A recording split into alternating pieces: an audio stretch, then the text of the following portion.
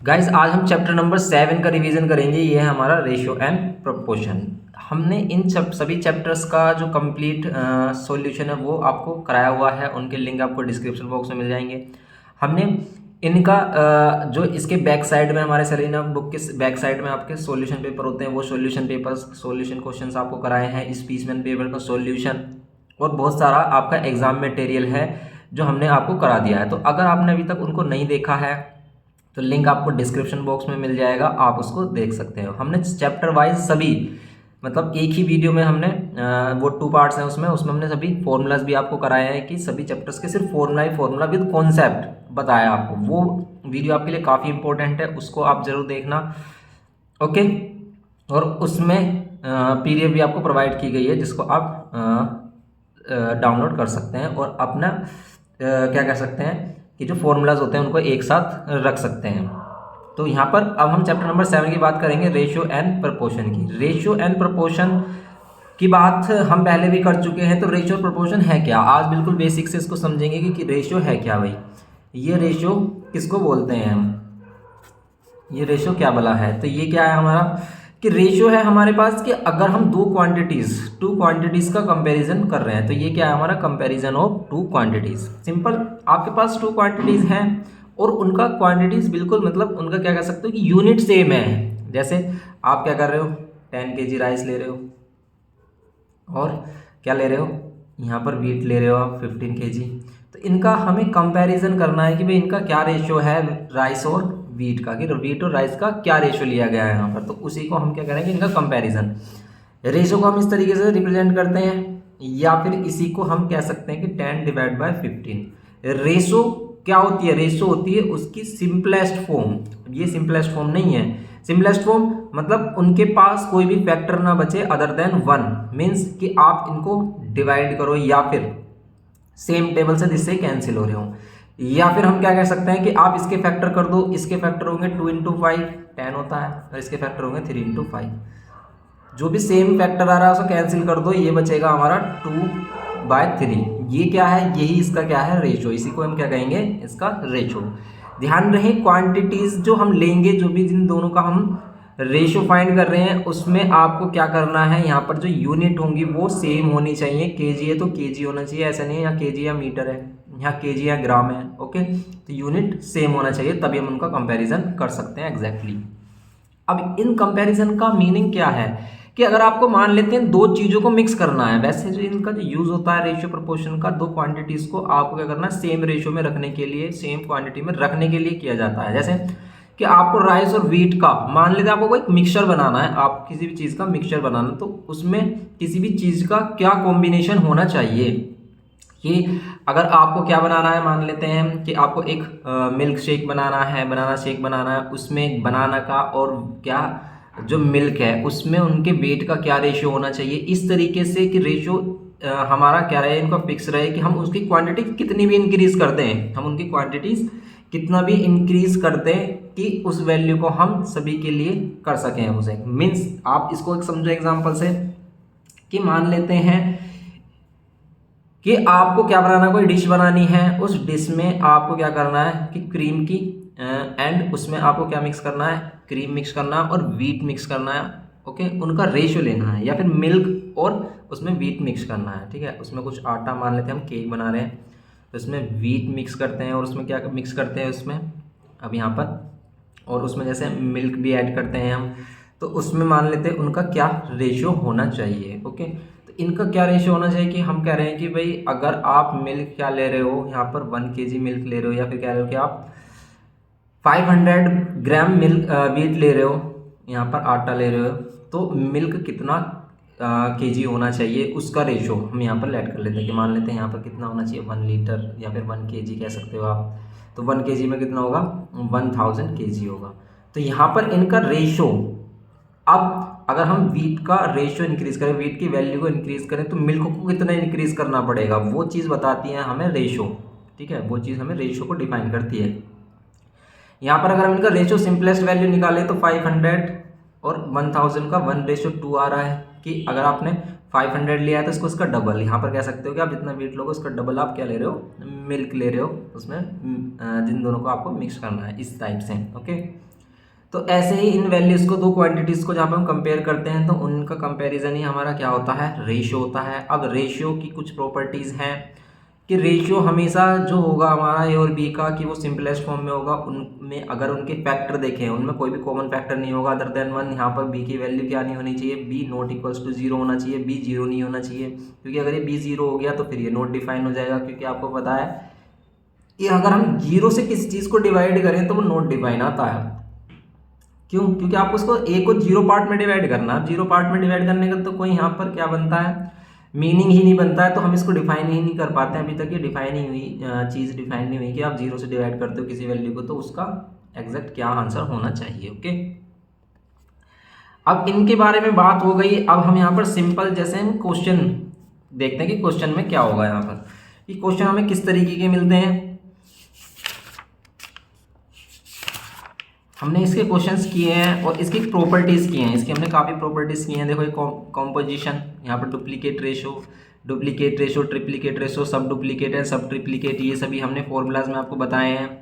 ठीक है, और देखो एक और बात है इसमें, एक बात और है, एक होता है एंटीसीडेंट एंड कॉन्सिक्वेंट। ठीक है, एक और चीज़ बताई थी आपको कि एंटीसीडेंट और कॉन्सिक्वेंट क्या होता है, ये भी काफ़ी इंपॉर्टेंट है। इसको कुछ बच्चे इग्नोर कर देते हैं और ये बातें इंपॉर्टेंट हो जाते हैं कि हमसे ये कभी कभी इसी फॉर्म में क्या देता है, कि ये कहता है किसी रेशियो का क्या दे रखा है, एंटीसीडेंट और किसका, कॉन्सिक्वेंट। तो एंटीसीडेंट किसे बोलेंगे हम, एंटीसीडेंट बोलेंगे हम क्या, ऊपर वाली जो वैल्यू होगी, मीन्स न्यूमरेटर जो होगा, इसको क्या बोलेंगे हम, एंटीसीडेंट। इसे एंटीसीडेंट बोलते हैं और इसे कॉन्सिक्वेंट बोलते हैं। ओके, तो इनको अदर नेम कॉन्सिक्वेंट, एंटीसीडेंट और कॉन्सिक्वेंट से भी बोला जाता है। तो ये चीज़ें आपको याद रखनी है, क्योंकि ये अलग टर्म में अगर पूछ लेता है तो आपको कन्फ्यूजन हो जाती है कि किसको क्या कह रहा है, ये एंटीसीडेंट कॉन्सिडेंट किसको कह रहा है। ओके, और ये हमने बात की थी इसके जो फॉर्मूलाज वाली, हमारा क्या था, जिसमें हमने फॉर्मूलाज का कवर किए थे वीडियो में, उसमें हमने सभी इसके, देखो ये वही हमारा है फॉर्मूलाज बुक वाली, जिसमें हमने रेशियो के बारे में, प्रोपोर्शन के बारे में, उनकी प्रॉपर्टीज़ के बारे में, कि इन्वर्टेंडो क्या है, ऑल्टरनेंडो क्या है, कॉम्पोनेंडो क्या है, डिविडेंडो क्या है, कॉम्पोनेंडो डिविडेंडो क्या है, इन सभी का यूज़ हम इस चैप्टर में करेंगे। ओके, तो हमने देखा था कि इन्वर्टेंडो का मीनिंग क्या है, कि अगर ए और बी का रेशियो, सी और डी का रेशियो, तो हम इसको रेसिप्रोकल कर सकते हैं, बी को ऊपर, ए को नीचे, डी को ऊपर, सी को नीचे, तो मीन्स वो वैल्यू सेम रहेगी। अभी हम इसे देखेंगे भी। ऑल्टरनेंडो में हम क्या कर सकते हैं, कोई भी वैल्यू ऑल्टर कर सकते हैं हम यहाँ पर, कि ए और डी की पोजीशन चेंज कर सकते हैं, बी और सी की पोजीशन चेंज कर सकते हैं। कॉम्पोनेंडो में क्या है, कि कॉम्पोनेंडो में हम क्या कर सकते हैं, कि अगर ए अपॉन बी का रेशियो है, ठीक है, ए और बी और सी और डी का रेशियो है, तो आप क्या कर सकते हैं, नीचे वाली वैल्यू, जो नीचे वाली वैल्यू है, मीन्स डिनोमिनेटर, उसको ऊपर प्लस कर सकते हो, तो उनका रेशियो सेम रहेगा, मीन्स वो प्रोपोर्शन उनका सेम रहेगा। डिविडेंडो में नीचे जो वैल्यू है वो उसको हम ऊपर माइनस कर सकते हैं, लेकिन कॉम्पोनेंडो और डिविडेंडो अगर हम बोथ अप्लाई कर देते हैं तो यहाँ पर क्या हो जाता है कि ये जो दोनों को अगर हम इनको डिवाइड कर देते हैं तो ये वैल्यू मिलती है हमें ए प्लस बी अपॉन ए माइनस बी और सी प्लस डी। और इसका एप्लीकेशन है, क्वेश्चंस को सोल्व करने में इसका एप्लीकेशन है, मीन्स इसका यूज़ किया गया है, इसको देखेंगे। तो ये जो आपको पीडीएफ है, इस पीडीएफ का जो लिंक है जिसमें हमने सभी चैप्टर्स कराए हैं, वो भी आपको लिंक डिस्क्रिप्शन बॉक्स में मिल जाएगा, या फिर आप इसकी फॉर्मूला वाली वीडियो देख लो, उसका भी लिंक डिस्क्रिप्शन बॉक्स में मिल जाएगा। उसमें आपको बताया भी गया है, इन चीज़ों को समझाया भी गया है और लिंक डिस्क्रिप्शन में भी दिया गया है। ओके, तो उसको आप डाउनलोड कर सकते हैं, उसको सिंपली हम डाउनलोड भी कर सकते हैं, अपने पास रख सकते हैं फॉर्मूलाज को एक साथ, जो आपको एग्जाम के टाइम में काफ़ी हेल्प करेगा। अब हम बात करेंगे इसमें कि क्वेश्चन किस तरीके के हैं यहाँ पर, जैसे कि ये हमने कुछ क्वेश्चंस यहाँ पर इंपॉर्टेंट टिक भी कराए हैं कि आपको किस तरीके के क्वेश्चंस यहाँ पर जो करने ही करने हैं। ठीक है, वैसे तो सभी इंपॉर्टेंट हैं, हम ये नहीं कह रहे कि सभी इंपॉर्टेंट नहीं है, लेकिन अगर आपने नहीं किए हैं, ऑल क्वेश्चंस आपने कवर नहीं किए हैं, तो आपके लिए ये क्वेश्चन काफ़ी इंपॉर्टेंट हो जाते हैं कि ये तो आपको करने ही हैं। ओके, क्योंकि आपको इसी टाइप के क्वेश्चन देखने के लिए मिलेंगे एग्जाम में। जैसे कह रहा है कि if A/B 3/8 find the value of this. ठीक है, इसकी वैल्यू आपको फाइंड करनी है। If A minus B and A+B, ये है तो फाइंड द रेशियो। अब इनको तो किस तरीके से कर सकते हैं हम, कि अगर हमें क्वेश्चन गिवन क्या है, एक क्वेश्चन हम ये वाला लेते हैं कि भाई हमें क्या है, A/B means A upon B की वैल्यू कितनी गिवन की है, 3/8 फाइंड द वैल्यू ऑफ, आपको फाइंड क्या करना है, किसकी वैल्यू को फाइंड करना है।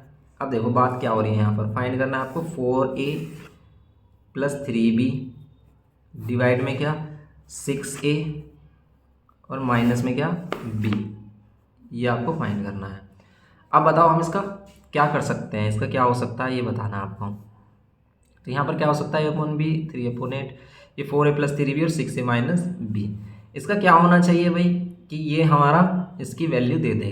तो इसमें क्या कर सकते हैं, जैसे a और b का रेशियो क्या है 3/8 है, तो इसमें हम क्या कर सकते हैं कि आप क्या कर लो, इसमें हम डायरेक्ट क्या कर सकते हैं, या तो आप इसको इस फॉर्म में कन्वर्ट कर लो पूरा, और इसको इस फॉर्म में कन्वर्ट करना थोड़ा सा डिफिकल्ट होगा। तो हम क्या करेंगे कि हम लेट कर लेंगे कि a की वैल्यू क्या 3x, let a is equals to कितना 3x and b is equals to कितना, b इज इक्वल्स टू कितना 8x। अब हम ये 3x और 8x क्यों लेट कर रहे हैं, इनको 3 और 8 ही क्यों नहीं बोला गया, क्योंकि अभी हमने बात की थी कि अगर हम जैसे 10 और 15 का क्या निकाल रहे हैं, 10 और 15 का रेशियो निकाल रहे हैं, 2/3 आ रहा है। तो ये जो सिंपलेस्ट वैल्यू होती है ना, ये किसी अदर वैल्यू से आई होती है, किसी अदर एग्जैक्ट वैल्यू से आई होती है, उसमें कुछ कॉमन फैक्टर मल्टीप्लाई किया होता है। जैसे यहाँ पर कॉमन फैक्टर 5 है और वो कॉमन फैक्टर दोनों के लिए ही सेम होगा, मीन्स कि अगर मैं इसमें दोनों में 5 की मल्टीप्लाई कर दूँ ना तो इनकी एक्चुअल वैल्यू आ जाएगी। तो वो जो कॉमन फैक्टर है वो हमें नहीं पता, उस कॉमन फैक्टर को ही हमने एक्स लेट किया है। इसलिए हम क्या कर सकते हैं कि रेशियो में जो भी वैल्यू दी होती है उसको हम किस एक कॉमन फैक्टर ले लेते हैं, जिसको हम जरूरी नहीं है एक्स ले, हम इसको वाई ले सकते हैं, एम ले सकते हैं, कोई भी वेरिएबल ले सकते हैं, बस जो इसमें यूज ना हुआ हो क्वेश्चन में। ओके, तो यहाँ पर हमने 3x और 8x लेट किया है। अब आप क्या कर सकते हैं, इसे सोल्व करने के लिए सिंपल आपको क्या करना है, a के प्लेस पर 3x और b के प्लेस पर 8x रख देना है। ओके, तो यहाँ पर आप क्या कर सकते हो अब कि putting the value of a and b इन इस जो ये हमारा एक्सप्रेशन है, a की जगह हम क्या रख सकते हैं 3x प्लस 3 एंड b की जगह क्या रख सकते हैं 8x एंड डिवाइड बाय कितना 6a, a की value 3x and minus b की वैल्यू 8x। अब देखो सोल्व कैसे हो गए, सोल्व सिंपली ऐसे ही होगा जैसे हम करते हैं 4 3 12 हो जाएगा यहाँ पर x प्लस 3 8 24 और यहाँ पर x डिवाइड में कितना आएगा 6 3 18 और x माइनस 8x। सोल्व करेंगे इसको 12 प्लस 24 कितना हो जाएगा 36x और यहाँ पर 8 माइनस कर देंगे कितना आएगा 10x। x से x कैंसिल, इसकी सिंपलेस्ट वैल्यू कितनी आएगी देखो 36/10 है, इसको भी हम सिंप्लीफाई कर सकते हैं। तो ये हो जाएगा हमारा 2 से अगर हमने कैंसिल किया 2 1 2 2 8 16 और 2 5 10, तो यही इसका क्या होगा आंसर होगा 18/5। ओके, ये है क्वेश्चन, सिंपल क्वेश्चन है बिल्कुल, आपको डरना नहीं है। बच्चे काफ़ी डर जाते हैं इन चैप्टर्स को देख के कि भाई ये है क्या चीज़ें, कुछ नहीं है। आप बेसिक से लेकर चलो, चीज़ों को समझो, फील करने की कोशिश करो, सिर्फ करना नहीं है। सारे क्वेश्चन आपने बुक के कर लिए वो इतना इंपॉर्टेंट नहीं है, आपने उनको समझा है या नहीं वो ज़्यादा इंपॉर्टेंट है कि आप उसका कॉन्सेप्ट समझ पा रहे हो या नहीं, कि आप जो चीज़ें कर रहे हैं ना वो क्यों कर रहे हैं, ये हमने ऐसा किया तो ऐसा क्यों किया, आप ऐसे ही सोल्व क्यों कर रहे हो इसे, इस क्वेश्चन को ऐसे ही सोल्व क्यों कर रहे हैं, उस चीज़ को फील करना, उस चीज़ को समझना, कॉन्सेप्ट को पकड़ना सबसे ज़्यादा मेन है। क्योंकि जब क्वेश्चन आता है ना तो तब हमें ये देखो, हमें नहीं पता, जब हमारे पास क्वेश्चन आया तो अब हमारे पास दिमाग में ये आया कि जो भी चीज़ें गिवन होती हैं। अब एक और इम्पोर्टेंट बात ये है कि जो भी गिवन होता है ना उसका यूज़ हमेशा होता है क्वेश्चन को फाइंड करने में। कुछ भी चीज़ गिवन की है ना वो कहीं ना कहीं यूज़ हो रही है, उसको ऐसे नहीं दिया गया है। तो आप हमेशा दिमाग लगाना कि भाई इस गिवन चीज़ का यूज़ हम उस वैल्यू को फाइंड करने में कैसे कर सकते हैं। ये सभी चैप्टर के लिए अप्लाई है, इसी चैप्टर के लिए नहीं, सभी चैप्टर के लिए। कोई भी चैप्टर उठा लो आप, कि जो भी गिवन होता है ना क्वेश्चन उसी पर डिपेंड करता है कि आप गिवन को देखो कि गिवन का यूज़ हम क्वेश्चन को फाइंड करने में किस तरीके से करें। अब जैसे हम दूसरा क्वेश्चन देखते हैं, उस चीज़ को दूसरे क्वेश्चन से हम समझेंगे कि इस चीज़ में हम क्या बात करना चाह रहे हैं। तो अब अगर हम बात करते हैं क्या कि यहाँ पर क्या करना चाहते हैं, अब हम क्वेश्चन नंबर जैसे 4 है हमारे पास, क्या क्वेश्चन नंबर 4 को भी ऐसे किया जा सकता है। अब बताओ, क्वेश्चन नंबर 4 है, इसमें कह रहा है कि a माइनस बी का रेशो किसके साथ, a प्लस बी के साथ कितना है, हमें कितना गिवन किया है, ये गिवन किया 1/11। फाइंड क्या करना है आपको, फाइंड करना है इसमें 5a प्लस 4b एंड यहाँ पर 15 एंड यहाँ पर और क्या है हमारे पास 5a माइनस 4b और यहाँ पर क्या है हमारा 3। ओके, ये फाइंड करना है। देखो क्या इसमें आप ए और बी की वैल्यू को 1 और 11 लेट कर सकते हो? नहीं, क्योंकि यहाँ पर ए माइनस बी की वैल्यू, आप ए माइनस बी की वैल्यू को 1 लेट कर सकते हो, पर ए माइनस बी को अगर हमने 1 लेट कर लिया तो यहाँ पर तो ए माइनस बी कहीं है ही नहीं, एक साथ अलग अलग दे रखी है वैल्यू। तो अब हम क्या करेंगे, या तो आप इसे थोड़ा सोल्व करो, इससे ए और बी की वैल्यू कैलकुलेट कर लो, ओके, या फिर इस वैल्यू को इस फॉर्म में बनाने की कोशिश करो। तो यही कर सकते हैं। अब देखो इसको इसमें बनाना डिफिकल्ट है, तो हम यहाँ से ए और बी की वैल्यू फाइंड करने की कोशिश करेंगे, यहाँ पर ट्राई करेंगे कि इससे हमें ए और बी की रेशियो मिल जाए, सिर्फ ए और बी का रेशियो, ए माइनस बी और ए प्लस बी का नहीं, ए और बी का रेशियो, जैसे हमें प्रीवियस क्वेश्चन में मिल रहा था। अगर हमें ए और बी का रेशियो मिल गया तो उनकी वैल्यू को हम लेट कर लेंगे और इसमें पुट करके इसकी वैल्यू फाइंड कर सकते हैं। तो अब देखो इसमें क्या कर सकते हो आप, इसमें सिंपली हम क्रॉस मल्टीप्लाई कर सकते हैं। तो सबसे पहले फर्स्ट स्टेप में, वैसे हमें सिंपल क्वेश्चन को एज इट इज़ लिखना होता है, ओके, एग्जाम में जब हम सॉल्व करते हैं तो फर्स्ट स्टेप आपको सिमिलर लिखनी होती है, फर्स्ट स्टेप से सॉल्यूशन नहीं करते हैं। अब हम इसको सॉल्व करेंगे, इधर 11 हो जाएगा और ये हो जाएगा ए माइनस बी। देखो इसको हम काफ़ी मतलब आराम से समझा रहे हैं, जिससे कि उस बच्चे को भी समझ में आ जाए जो इसे पहली बार कर रहा है, ठीक है। जो इसे कर चुके हैं उसको समझ में सब चीज़ें आ रही होंगी, लेकिन बात उसकी चल रही है जो बच्चा फर्स्ट टाइम कर रहा है, क्योंकि सभी स्टार्टिंग से नहीं पढ़ पाते हैं, कुछ प्रॉब्लम हो जाती हैं, ठीक है। तो लेकिन जो भी बच्चे अब अपनी प्रिपरेशन कर रहे हैं तो उनको भी डरने की बात नहीं है। आप सिर्फ रिवीजन वीडियोस देखो और टेंशन फ्री हो जाओ। डेफिनेटली आपको अगर आपने उनको क्वेश्चंस को प्रैक्टिस किया है ना, जो मैंने इंपॉर्टेंट क्वेश्चन टिक किए हुए हैं, उसकी वीडियो भी हमने बताई गई कि कौन से इंपॉर्टेंट क्वेश्चन हैं बुक के जो आपको करने ही करने हैं। उन क्वेश्चन को आपने प्रैक्टिस कर लिया ना, तो आप डेफिनेटली 50% से अबव गेन कर सकते हो, ओके, और ज़्यादा भी कर सकते हो। मैं नहीं कह रहा कि सिर्फ 50% ही कर पाओगे, लेकिन सिर्फ उन क्वेश्चंस के लिए। लेकिन अगर जो बच्चे अच्छे से मेहनत की हुई है तो वो 90 अबव जाएंगे ही डेफिनेटली, ओके। तो होगा 10A और ये हो जाएगा बी और बी 12B।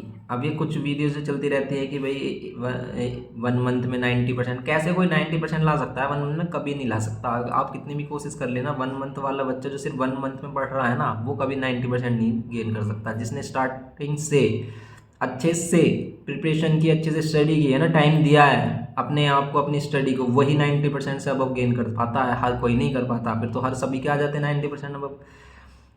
तो अब हम यहाँ पर बात करेंगे कितना, और बी की वैल्यू हो जाएगी 2 6 12 और 2 5 ओके। तो यहाँ पर 6 और यहाँ पर 5, तो ए की वैल्यू 6 और बी की वैल्यू 5। अब लेट कर लेंगे हम कि let a is equals to 6x, जैसे हमने प्रीवियस क्वेश्चन में किया था, and B is equals to 5x। अब इन वैल्यूज़ को हम इसको सोल्व करने में फाइंड करेंगे कि हमारे पास क्या है, 5a प्लस 4b और प्लस 15, और डिवाइड में क्या है 5a माइनस 4b प्लस 3। अब यहाँ पर पुट करेंगे a is equals to 6x and b is equals to 5x। a is equals to 6x, okay, and b is equals to 5x, और यहाँ 15, यहाँ पर a is equals to 6x और यहाँ पर b is equals to 5x और यहाँ पर 3, ओके। अब करेंगे इसको, अब हम इसको सोल्व करेंगे, कितना आएगा ये 5 6 30x और यहाँ पर 4 5 20x और यहाँ पर 15, यहाँ 5 6 30x और यहाँ पर 5 4 20x प्लस 3। अब इनको प्लस करेंगे। अब बताओ इसको क्या कर सकते हैं हम। इसको किया हमने 30 और 20, ये आ रहा है 50 और ये आ रहा है x प्लस 15। यहाँ पर कितना आ रहा है 10x और यहाँ पर प्लस 3। अब देखो इस क्वेश्चन को, ये तो कैंसिल हो ही नहीं रहा, x बच रहा है यहाँ पर। अब क्या किया जाना चाहिए, तो अब इसमें कॉमन लेकर देखो क्या कुछ हो सकता है, क्योंकि इसके बाद हम कुछ नहीं कर सकते, इसमें से वैल्यू सिर्फ कॉमन ले सकते हैं। तो इन दोनों में से कॉमन आ रहा है क्या, 5 कॉमन आ रहा है।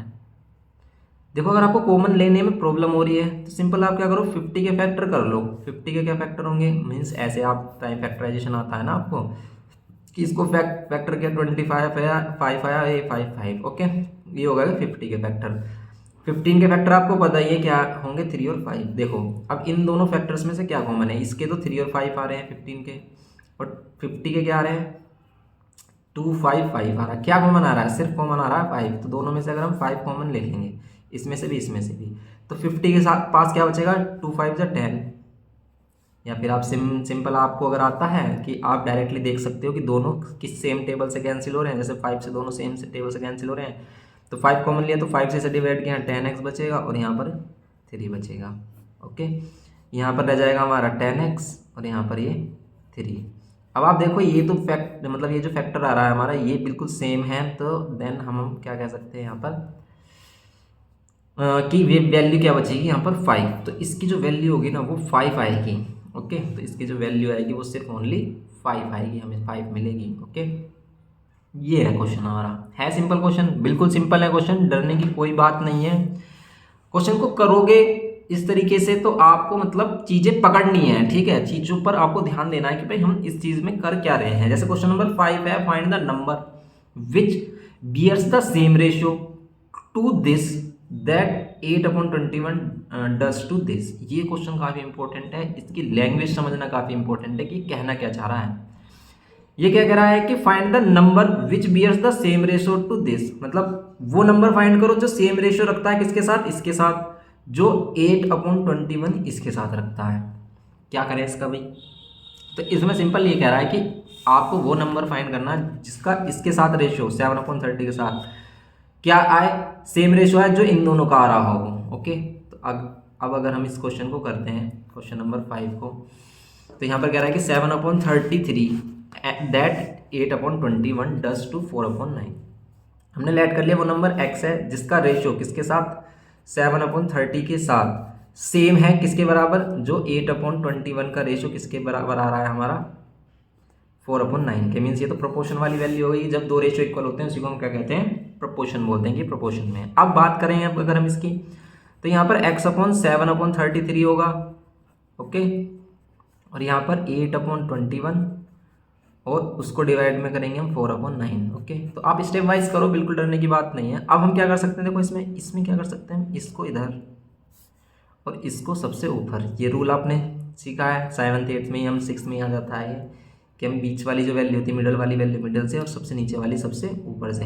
ये है क्या, ये कुछ भी नहीं है, ये जो आपने 8th 7th में सीखा था ना डिवाइड वाला, वही रूल है ये वही रूल है कि अगर आप डिवाइड करते हो, यहाँ 4/9 कर रहे हो, इनका मीन्स क्या है, यहाँ पर रेशियो का मीन्स क्या है कि इन दोनों का डिवाइड। और डिवाइड को मल्टीप्लाई में कब कन्वर्ट किया जाता है, जब इसको रेसिप्रोकल कर देते हैं, तो बात वही आ गई ना, ऊपर 9 आ जाएगा और नीचे 4 आ जाएगा 21 के साथ, वही है ना।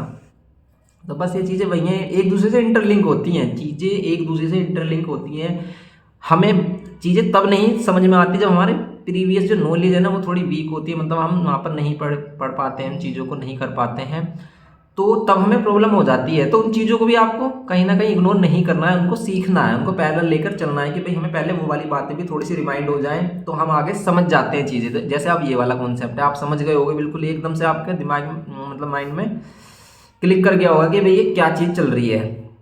ओके, तो बात वही है कि आप इंटरलिंक करते हुए चलो, कि अगर आपने 8 में नहीं किया कुछ, जो कॉन्सेप्ट आपका 9th में यूज़ हो रहा है, तो आपको वहाँ पर थोड़ा सा ओड लगेगा पढ़ने में कि भाई मुझे समझ में नहीं आ रहा। वो समझ में इसलिए नहीं आ रहा कि आपको थोड़ा सा पीछे वाले जो कॉन्सेप्ट है वो क्लियर नहीं है, तो उसे क्लियर करो फिर आगे वाले को चल दो। तो यही बात होती है बस इसमें। अब चलो इसी बात को अगर हम इसी में करते हैं, इसमें ये 33 कहाँ होगा हमारा, 33 सबसे ऊपर जाएगा। आप इस बात को समझ सकते हो कि 33 ऊपर क्यों जा रहा है, क्यों, क्योंकि अगर हम इसी को भी इस वे में लेके चलें कि भाई x डिवाइड हो रहा है, x के साथ क्या डिवाइड हो रहा है 33, इसको मल्टीप्लाई में चेंज करोगे तो 33 ऊपर आ जाएगा, नीचे 7, मीन्स x की मल्टीप्लाई किससे हो रही है 33 से। या फिर इसमें हम कॉन्सेप्ट क्या यूज़ करते हैं कि जिसका फ्रैक्शन होता है उसको ऐसे छोड़ देते हैं, जिसका फ्रैक्शन नहीं होता उसको फ्रैक्शन में कन्वर्ट कर लेते हैं। x को x/1 लिख सकते हैं, x को x/1 लिख सकते हैं, लेकिन x को 1/x नहीं लिख सकते। x और 1/x आपस में इक्वल नहीं है, x और x/1 आपस में इक्वल है। 1 जैसे 2 है, 2 को 2/1 लिख सकते हैं क्योंकि 2/1 भी तो 2 ही होगा। लेकिन क्या 2 को 1/2 लिख दोगे, नहीं लिख पाएंगे, क्योंकि इसकी वैल्यू तो 0.5 होगी, इसकी वैल्यू 2 है। तो ये बात समझो। तो ये 7 नीचे आ रहा है इसके साथ 1 के साथ, और 33 ऊपर जा रहा है। तो इस कॉन्सेप्ट को देख लो या फिर इस कॉन्सेप्ट को, माइंड में वही बातें क्लियर हो जाएंगी। ये बातें क्लियर तो आप इन चीज़ों को डायरेक्ट कर सकते हो, इनको डायरेक्ट ही करना है, इन पर नहीं दिमाग लगाना है। इनको तो बस मैं इसलिए बता रहा हूँ कि जिससे कि आपको पहले वाली चीज़ें क्लियर हो जाएं। ओके, ये है, तो यहाँ पर 21 और यहाँ पर 4। ओके, ये कर लिया। अब हमारे पास ये आ गया, कुछ मटेरियल सा बच रहा है जो जिसको हम सोल्व कर सकते हैं। जैसे यहाँ पर 4 2 ज़ा क्या 9 से 21 कैंसिल होगा? नहीं होगा, लेकिन 3 से ज़रूर हो जाएगा। 3 3 जा और 3 7 जा। अब बचा क्या हमारे पास? देखो यहाँ 33/7 बच रहा है। ये 7 दोनों के ही नीचे आप कह सकते हो। यहाँ पर यहाँ 2 और 3 रह गया और यहाँ पर रह गया 7। अब इस 7 को इधर लेके आओ और 33 को लेके आओ इधर। इस 7 को इधर और 33 को कहाँ लेके आएंगे? नीचे लेके आएंगे। और ऊपर क्या रहेगा हमारा? यही रहेगा, ये 33 नीचे। ओके, मल्टीप्लाई में जब वैल्यू होती है तब एलसीएम नहीं लिया जाता, ठीक है। जब बीच में प्लस माइनस होता है तब एलसीएम लिया जाता है। इस बात का भी ध्यान रखना है आपको। ये कैंसिल हो गया। एक्स की वैल्यू कितनी आ गई? ऊपर 2 और नीचे 11। ओके, ये है एक्स की वैल्यू। ओके, देखो काफ़ी अच्छा क्वेश्चन था, इंटरेस्टिंग क्वेश्चन था ये। आप इस क्वेश्चन को इस टाइप से कर सकते हो। तो बात यहाँ पर क्या चल रही है? आपके कॉन्सेप्ट की, कि आप कॉन्सेप्ट पकड़ पा रहे हो या नहीं। देखो एक बात ये है कि हम कैसे कर रहे हैं इन क्वेश्चंस को, कि हम कैसे कर रहे हैं कि हमने इस तरीके के क्वेश्चन किए हैं। तो अगर आप फर्स्ट टाइम कर रहे हो ना, तो भी आपको थोड़ा सा बिल्कुल, अगर आपका कॉन्सेप्ट पहले का क्लियर है तो भी आपको कम समझ में आएगा। क्यों? क्योंकि आप नई चीज़ें कर रहे हो। तो जब कभी भी आप नई चीज़ें कर रहे हो तो फर्स्ट टाइम में आप परफेक्ट नहीं हो जाते हो। परफेक्ट कब होते हो? जब आप उनकी प्रैक्टिस करते हो। आपने कोई भी चीज़ स्टार्ट किया होगा, आपने फर्स्ट टाइम साइकिल चलाया होगा, उसमें भी आप परफेक्ट एकदम बैठते परफेक्ट नहीं हो गए होगे। जब आपने उनकी बारीकियाँ, उनका बेसिक सीखा होगा कि भाई हम किस तरीके से साइकिल को बैलेंस कर सकते हो। पहले आपने साइड जो व्हील्स होते हैं उन्हें लगाकर चलाया होगा, ट्राई किया होगा, किसी ने आपको सपोर्ट किया होगा, तब आपने चलाया होगा। फिर आप धीरे धीरे आप समझ गए कि भाई इसको बैलेंस किस तरीके से करना है। तो बैलेंस किस तरीके से करना, वो चीज़ ही समझना है कि भाई बैलेंस किस तरीके से करना, वही है। ओके, कि आपको चीज़ें कब समझ में आती है? जब आप उनकी प्रैक्टिस कर चुके होते हो। तो आपको पहले प्रैक्टिस करना, फिर उनको दोबारा से जब आप देखोगे तब आपको देखना है कि आपको आ रही है या नहीं। एक बार में कुछ नहीं होगा। फिर ध्यान से सुन लो, एक बार में कुछ नहीं होने वाला। अगर आपने एक ही बार क्वेश्चन किए हैं ना, तो समझ लो कि आपने कुछ नहीं किया, कर ही नहीं पाओगे आप एग्जाम में क्वेश्चन। कम से कम 2 या 3 बार, 2 तो बहुत कम हो जाते हैं, 3 या 4 बार आप प्रैक्टिस करोगे ना क्वेश्चंस की, तब जाकर आपको समझ में आएगा कि भाई क्वेश्चंस हमारे दिमाग में आ रहे हैं। तो अगर आप फर्स्ट टाइम कर रहे हो तो काफ़ी मेहनत की ज़रूरत है। आप बस अच्छे से जो क्वेश्चंस कराए जा रहे हैं उनको करो, दोबारा से अपने आप देखो हो रहे हैं नहीं, डाउट आएगा, फिर दोबारा से करने हैं वही क्वेश्चंस। ओके, तब जाके आपको समझ में आने लगेंगी चीज़ें। तो ये है यहाँ पर। तो मैथ्स में यही है, प्रॉब्लम ये होती है कि हम प्रैक्टिस नहीं कर पाते हैं, लर्निंग सब्जेक्ट नहीं है, समझना है चीज़ों को।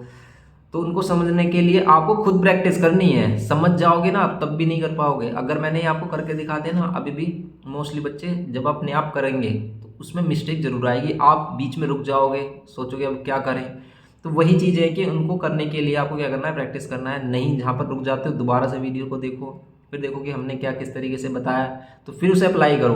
तब वो चीज़ें आपको धीरे धीरे आने लगेंगी, भाई हम किस तरीके से करना है हमें सॉल्यूशन। ओके, तो ये है बात चल रही है यहाँ पर। क्वेश्चन नंबर 5 हो गया हमारा। नेक्स्ट क्वेश्चन देखेंगे इसमें अब हम किस तरीके से हैं हमारे और क्वेश्चन। तो जैसे ये वाला क्वेश्चन है 7th वाला, अब देखो ये 7th वाला भी क्वेश्चन बिल्कुल अलग टाइप का है। इसमें भी क्या कर सकते हैं हम, यहाँ पर कहना है कि एक्स और वाई का रेशियो बताओ, लेकिन यहाँ पर कुछ इस तरीके की इक्वेशन दी है। अब ये जो इस तरीके की इक्वेशन दी है भाई, इसमें से हम एक्स और वाई का रेशियो बताए कैसे, क्या कॉन्सेप्ट लगाएं इसमें, हो क्या रहा है इसमें, कुछ समझ में आ रहा है? तो समझ में तो बात आ रही है कि देखो यहाँ पे एक क्वाड्रेटिक इक्वेशन की तरह बन रही है। क्या हम इसे क्वाड्रेटिक इक्वेशन की तरह सोल्व करें? एक्स और वाई का रेशियो चाहिए कि यहाँ पर एक्स और वाई कैसे हम डिवाइड, अगर हम इस पूरे को डिवाइड में लेके आए तब एक्स और वाई आएगा ही नहीं। लेकिन देखो इसमें बहुत सारी बातें दिमाग में चल रही हैं इस क्वेश्चन में कि भाई इसमें क्या होना चाहिए। ओके, आप कह रहे होगे हमारे दिमाग में तो कोई बातें नहीं चल रही। तो अगर आप फर्स्ट टाइम देख रहे होगे तो आपको तो बस ये बिल्कुल अजीब सा ही लग रहा होगा कि भाई इसमें है क्या ये।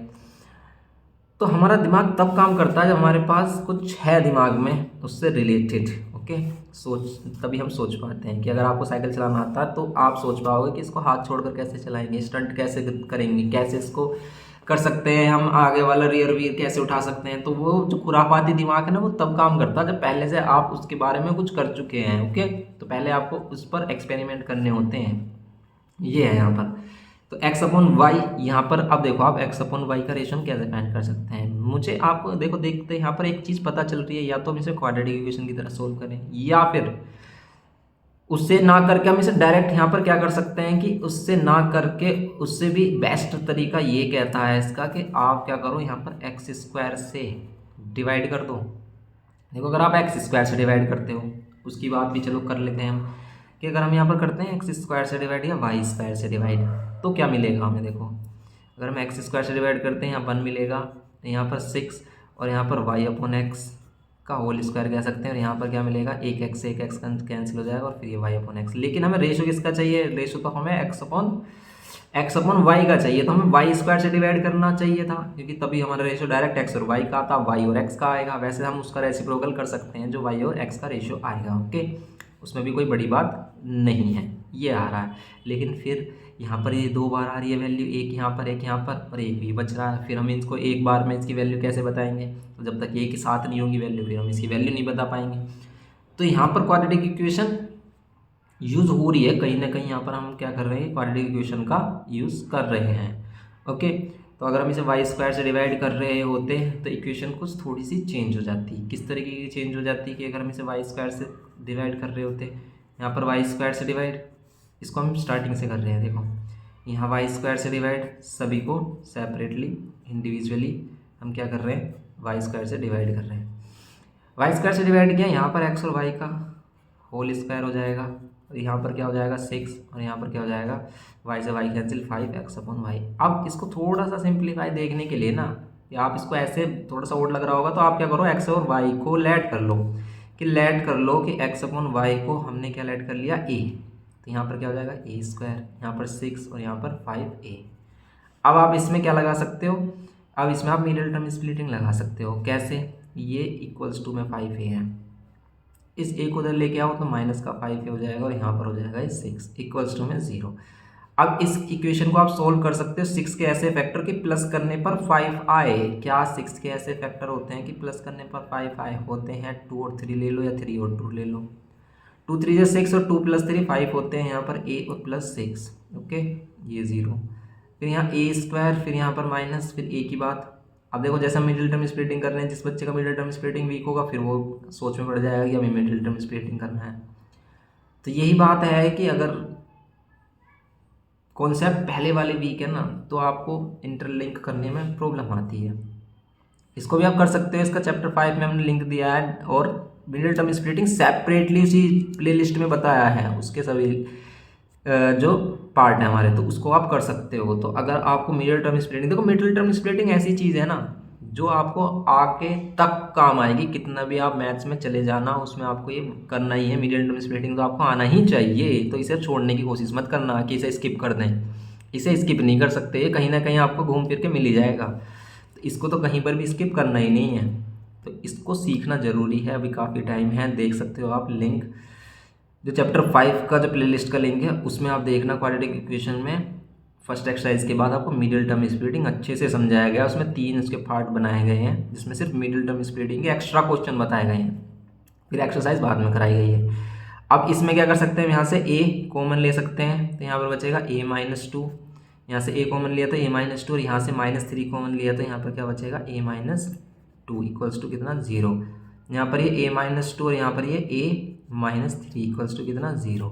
यहाँ पर a की वैल्यू 2 हो जाएगी और a की वैल्यू यहाँ पर हो जाएगी 3। अब a की जगह हम क्या रख सकते हैं, a की जगह रख सकते हैं x अपॉन वाई, ये a की है तो a की जगह में x अपॉन वाई, तो x अपॉन वाई का रेशो 2:1 भी आ रहा है और x अपॉन वाई का रेशो 3:1 भी आ रहा है। तो 2 रेशोज यहाँ पर पॉसिबल हैं, तो 2 कंडीशंस हैं यहाँ पर कि x अपॉन वाई की वैल्यू 2 भी हो सकती है और x अपॉन वाई की वैल्यू 3 भी हो सकती है।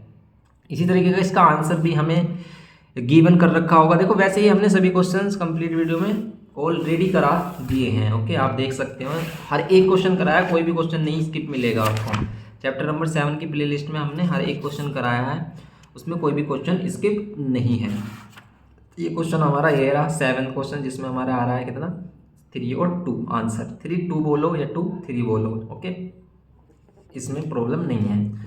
तो ये है हमारी यहाँ बात चल रही है यहाँ पर इस तरीके की। अब देखो रेशो का एक और यूज़ देखेंगे यहाँ पर कि रेशो का यहाँ पर और क्या एप्लीकेशन है। जैसे हम यहाँ पर 2 वैल्यूज को डिवाइड करने में 9th वाले क्वेश्चन में जैसे कह रहा है कि divide 1 to 90 into a b and c such that a is 2/5 of b and b ratio c is equals to 4:3 और b रेशो 3 कितना होगा हमारा, b रेशो c किसके इक्वल होगा 4:3 के इक्वल होगा। अब इसको कैसे रिलेट करें क्वेश्चन में कि ये क्या है। कह रहा है कि ये जो हमारे पास 1290 रुपये हैं 1290 रुपीज़ है, इसको ए बी सी 3 लोगों में डिवाइड करना है। 1290 को आपको 3 पर्सन्स में डिवाइड करना है ए, बी और सी में। अब इसने इसकी कंडीशन भी दी है कि ऐसे नहीं, आप किसी को भी कुछ भी दे सकते हो, ऐसे डिवाइड नहीं करने कुछ इस तरीके से हैं, such that A is 2/5 of B. A क्या हो हमारा 2/5 हो किसका, बी का। एंड बी रेशो सी कितना हो, बी रेशो सी हो 4:3। अब इस तरीके के अगर दो रेशो हमारे आ जाते हैं, मतलब 3 रेशो होते हैं, 3 वैल्यू। अब इसमें जो ए और बी का रेशो होगा वो कितना होगा, तो यहाँ पर ए और बी का जो रेशो होगा वो कितना होगा, 2 और 5 होगा। यहाँ पर बी और सी का जो रेशो है वो कितना है, 4 और 3 है। अब देखो बी की यहाँ वैल्यू 5x है, यहाँ पर 4x है, मतलब यहाँ पर 5 है, यहाँ पर 4 है। अगर आप देखो तो दोनों में डिफरेंट है, तो आप क्या करते हो इस कंडीशन में कि दोनों में सेम वैल्यू होनी चाहिए। यहाँ पर अगर 5 है तो यहाँ भी 5 होना चाहिए था, यहाँ 4 है तो या तो यहाँ 4 होना चाहिए था, तब हमारा बैलेंस बनता है इन तीनों में। तो इन तीनों का रेशो एक साथ बताने के लिए हमें इस बी को, जो कॉमन वैल्यू है दोनों में, उसको इक्वल करना पड़ेगा। इसको इक्वल किस तरीके से करेंगे, इसको इक्वल करने के लिए 4 और 4 का एलसीएम लेंगे। 4 और 5 का एलसीएम हमारा 20, तो इसे 20 बनाएंगे, इसे भी 20 बनाएंगे और इसे भी 20 बनाएंगे। ओके, 20 बनाने के लिए हम क्या करेंगे, यहाँ पर इसको 4 से मल्टीप्लाई डिवाइड। अब देखो किसी भी रेशो को हम किसी सेम क्वांटिटी से ही मल्टीप्लाई डिवाइड कर सकते हैं, तभी उसका रेशो सेम रहेगा, वरना उसका रेशो हो जाएगा अनबैलेंस्ड। ओके, तो हम इसे ऊपर नीचे दोनों से ही क्यों करते हैं, क्योंकि जिससे कि बैलेंस बना रहे, इसकी वैल्यू वही रहे, उसका रेशो वही रहे सेम। इसको हम 8/20 जरूर लिख सकते हैं, लेकिन इसकी जो सिंपलेस्ट फॉर्म होगी वो 2/5 ही होगी। अब ऐसे ही सेम यहाँ पर 5 से मल्टीप्लाई डिवाइड करेंगे, क्योंकि हमें b को 20 बनाना, तो इसे हम 20 कितना लिख सकते हैं, 15। लेकिन एक्चुअल में इसकी जो सिंपलेस्ट वैल्यू है वो 4/3 ही है, आप कैंसिल करके देख सकते हो। अब देखो b दोनों में सेम हो गया, तो अब हम यहाँ पर कह सकते हैं कि a, b और c का जो रेशियो है ना वो हो गया हमारा 8, 20 और c की वैल्यू 15। इस रेशियो में जिन भी चीज़ों का रेशियो आ जाए, उसी रेशियो में हम क्या करेंगे, उनको लेट कर लेंगे, a को कितना पार्ट मिलना चाहिए, 8x। अब 8x वाला सिस्टम ने बता दिया कि इसके साथ x क्यों ले रहे हैं, कि x एक कॉमन फैक्टर है जिसको हम यहाँ पर लेकर इनकी एक्चुअल वैल्यू निकाल सकते हैं। b के लिए हम क्या लेट करेंगे, 20x, और c के लिए लेट करेंगे हम 15x। ओके, अब क्या करना है हमें, अब करना है इन सभी को प्लस, क्योंकि तीनों में जो पैसा बांटा जाएगा, ये जो अमाउंट है ये डिस्ट्रीब्यूट किया जाएगा, वो किसके इक्वल होगा, 1290 के इक्वल, 1290 के इक्वल होगा। लेकिन ये कह रहा है कि a को क्या होना चाहिए, 80q का मतलब यहाँ पर क्या है, according to question 8x, 20x और 15x। ओके, ये किसके इक्वल, 1290 के। यहाँ पर अगर हम इसको देखें 8, 20 और 15 को प्लस करो, ये आ रहा है 35, और 35 और 5 40, और ये आ रहा है 43x। ओके, और यहाँ पर कितना हो जाएगा, 1290। नाउ x की वैल्यू क्या होगी हमारी, x equals to 1290 divide by 43। क्या ये इसको डिवाइड कर रहा है, यस कर रहा है 3 टाइम्स में। ओके, तो ये 3 टाइम्स में कर रहा है, लेकिन एक 0 भी है, तो 30, x की वैल्यू 30।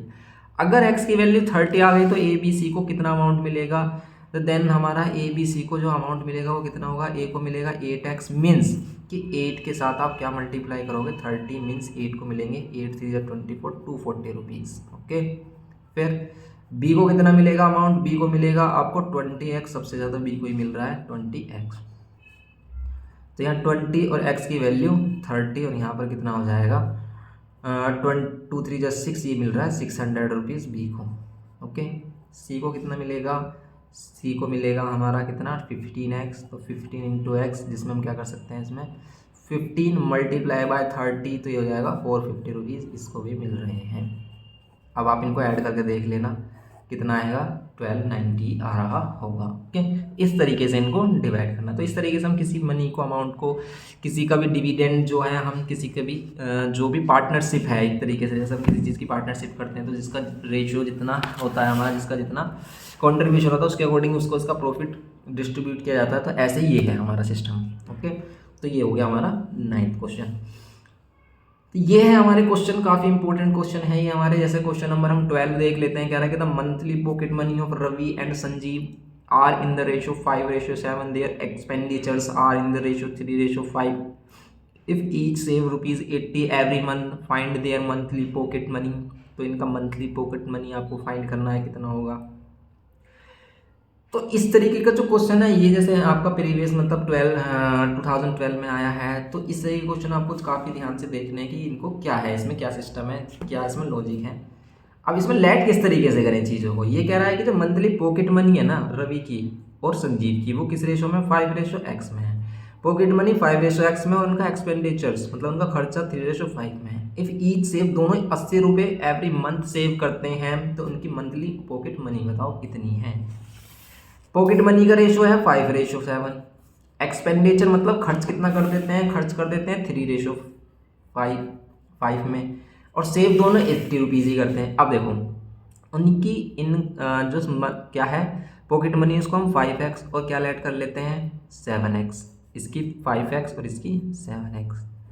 अब इसकी जो एक्सपेंडिचर उसको ऐड करते हैं 3y और इसको करते हैं कितना 5y। अब इसमें y क्यों लिया, इसमें x क्यों नहीं लिया, तो देखो ये रेशियो अलग है, ये रेशियो अलग है, इसका जो कॉमन फैक्टर है वो कुछ और होगा, इसका कॉमन फैक्टर कुछ और होगा, इसलिए हमने इनको अलग अलग वेरिएबल से रिप्रेजेंट किया है। अब किसी की पॉकेट मनी 5x है, किसी को 100 रुपये मिलते हैं और वो इतना खर्च कर देता है, मान लेते 30 रुपये खर्च कर देता है, तो उसके पास कितने रुपये बचते हैं, वैसे तो बचने चाहिए 70 रुपये, लेकिन ये हमें नहीं पता कि 30 ही है, ओके, और ये 100 ही है।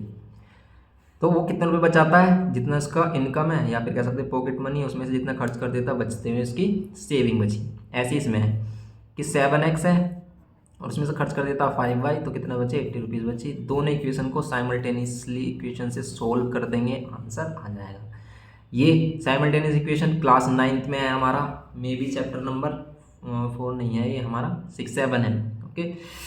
तो उसमें हमने ये देखा था कि साइमल्टेनियस इक्वेशन को कैसे सोल्व करते हैं, तो वो भी सिंपल चैप्टर है। इसमें सबसे जो इक्वेटिंग कोफिशिएंट वाला मेथड सबसे बेस्ट माना जाता है कि उसमें हम क्या करते हैं कोफिशिएंट्स को इक्वेट कर लेते हैं, मतलब इक्वल बना लेते हैं किसी भी कोफिशिएंट को, या तो हम x को इक्वल बनाएंगे या फिर y को। जैसे कि अगर आप x को इक्वल बना रहे हो तो इसमें क्या करेंगे, इन दोनों का जो एलसीएम होगा, या फिर हम क्या करते हैं इसकी मल्टीप्लाई इसमें और इसकी मल्टीप्लाई इसमें, कि 7 की मल्टीप्लाई इसमें करेंगे हम, ओके, 7 की मल्टीप्लाई इसमें करेंगे तो कितना हो जाएगा हमारा कि 1 में हमने मल्टीप्लाई की गई है, multiply by 7 in equation first, and फिर दोनों को क्या कर देंगे माइनस, और सेकंड में क्या मल्टीप्लाई कर देंगे हम 5 की। 7 की मल्टीप्लाई करो यहाँ पर, 7 5 जो 35x, यहाँ पर 7 3 जा कितना 21y, और यहाँ पर 7 8 जा 56, तो 560। फिर यहाँ 5 की मल्टीप्लाई करो सेकंड में, 5 7 जा 35x, यहाँ पर 5 5 जा 25y, और यहाँ 5 8 जा 40। यहाँ माइनस, यहाँ प्लस और यहाँ माइनस, यहाँ कैंसिल कर देंगे, यहाँ प्लस माइनस माइनस, और यहाँ पर कितना हो जाएगा 4y, और यहाँ पर इनको माइनस कर रहे हैं तो आ रहा है 160। y की वैल्यू कितनी हो जाएगी, 4 से डिवाइड कर देंगे तो 4 4 जा 16, मतलब 40 रुपीज़ है इसकी y की वैल्यू। लेकिन अब हमें चाहिए x की वैल्यू। x की वैल्यू के लिए आप दोनों में से कोई भी इक्वेशन सेलेक्ट कर सकते हो, तो फ्रॉम इक्वेशन फर्स्ट या सेकंड में से किसी को भी चूज़ करके आप उससे क्या कर सकते हैं, x की वैल्यू फाइंड कर सकते हैं। अगर हमने इक्वेशन नंबर फर्स्ट से किया x की वैल्यू फाइंड, तो क्या होगा y की वैल्यू कितनी पुट करनी है 40, और यहाँ पर 80, ओके। यहाँ पर 5x, ये कितना हो रहा है हमारा 120 इक्वल्स टू 80, ये 120 इधर आकर कितना हो जाएगा हमारा 80, और माइनस इधर आकर प्लस हो जाएगा 120। 5x की वैल्यू कितनी हो जाएगी 80, और 120 कितना होगा हमारा 200, और x से डिवाइड मतलब 5 से डिवाइड कर देंगे तो 540, और x की वैल्यू कितनी आ रही है, x की वैल्यू भी 40 आ रही है। x की वैल्यू 40 आ रही है, लेकिन हमें क्या फाइंड करना था, इनकी पॉकेट मनी फाइंड करनी थी, कि find their monthly pocket money. अब मंथली पॉकेट मनी हमने ये लेट की, तो इसकी कितनी हो जाएगी 5 × 40, मतलब इसकी हो जाएगी 200 रुपये, और 7 × कितना 40, इसकी हो जाएगी कितने रुपये 280 रुपये, यही तो है इनकी पॉकेट मनी है। इनका अगर हम खर्चा निकालें, वैसे तो सिर्फ हमसे पॉकेट मनी पूछा, यही आंसर है इसका। आप लास्ट में लिख दोगे कि pocket money of A and pocket money of B है, संजीव और जो भी है दिया है इसमें नेमिंग, ओके।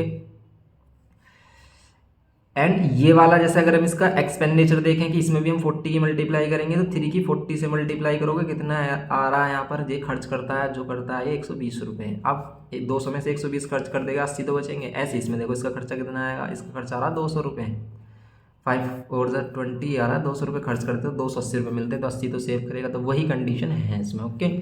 तो क्वेश्चन एक दूसरे से क्या होते हैं, इंटरलिंक होते हैं हमारे, ओके। तो आप वेरीफाई कर सकते हो इनको।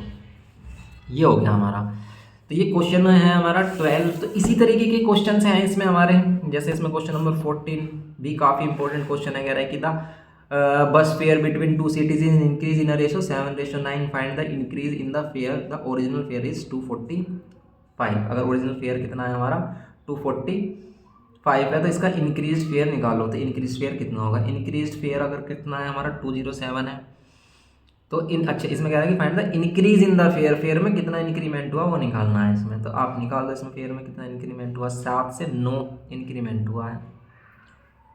कैसे करेंगे इसको अब हम, देखो इसे करने के तो डिफरेंट वेज हो सकते हैं। जैसे हम क्या करें, जैसे ये है कि 7:9 में क्या कर रहा है, ये इंक्रीज हो रहा है 7:9। ओके, मीन्स पहले इसकी जो वैल्यू थी वो कितनी थी 7x थी और अब 9x हो गई है, 7x थी 9x हो गई है। तो 7x थी और ओरिजिनल फेयर इसने पहले दे रखा है हमें कितना, ओरिजिनल फेयर इसने पहले से दे रखा है हमें 245। तो x की वैल्यू कितनी हो जाएगी, x की वैल्यू हो जाएगी 7 में हम क्या 7 से डिवाइड कर देंगे, 7 3 ज़ा 21 और 7 5 ज़ा 35। ओके, 7 5 ज़ा 35। इस क्वेश्चन को हम डायरेक्ट भी कर सकते थे, कैसे कि इसको हम अगर हमें इंक्रीज करना है, ये 7:9 में इंक्रीज करना है, इसका रेसिप्रोकल करो कि जो 7 वाली है वैल्यू वो 9 हो गई, लेकिन ओरिजिनल वैल्यू क्या है इसकी 245 है। आप इससे यहाँ पर मल्टीप्लाई करते हैं, यहाँ पर कितना बचता हमारा 7 3 ज़ा 21, 7 5 ज़ा 35, 9 की 35 से मल्टीप्लाई कर लेते हैं, आंसर आ जाता।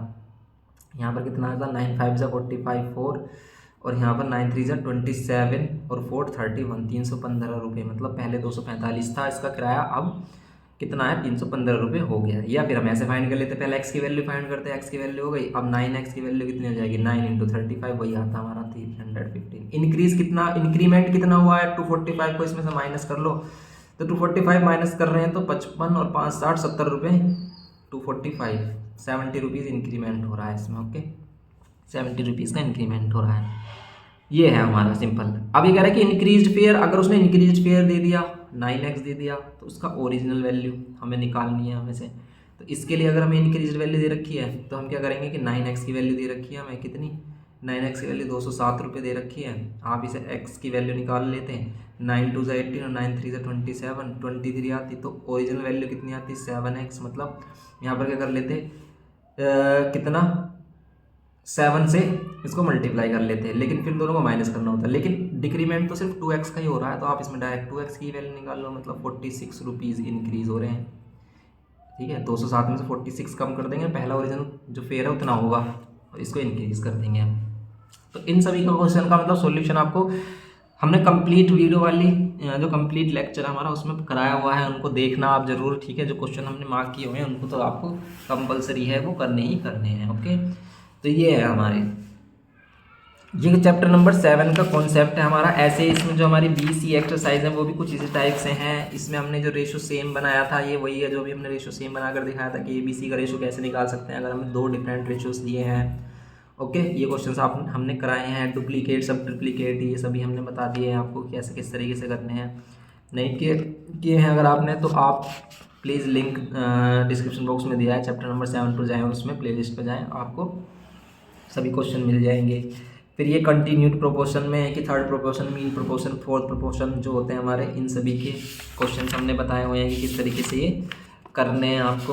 तो ये सभी आपको, आप सभी टफ क्वेश्चन भी ना कर पाओ तो ये क्वेश्चन तो आपको करने हैं जो हमने मार्क किए हुए हैं, क्योंकि टफ नहीं है, ये वो बेसिक क्वेश्चन हैं जो चांसेस इसके ज़्यादा होते हैं आने के। ओके, तो गाइज़ ये आज की वीडियो में था हमारा। अगर आपको इसमें फिर भी डाउट रहे तो फिर कमेंट करना, फिर हम इसमें और भी जो क्वेश्चंस होंगे डाउट अगर आपको क्लियर नहीं हो पाया तो उसको कवर करेंगे। ओके, तो वीडियो पसंद आए तो प्लीज़ लाइक शेयर और सब्सक्राइब ज़रूर करना। ओके, तो ये आपकी तरफ से हमारे लिए सपोर्ट है।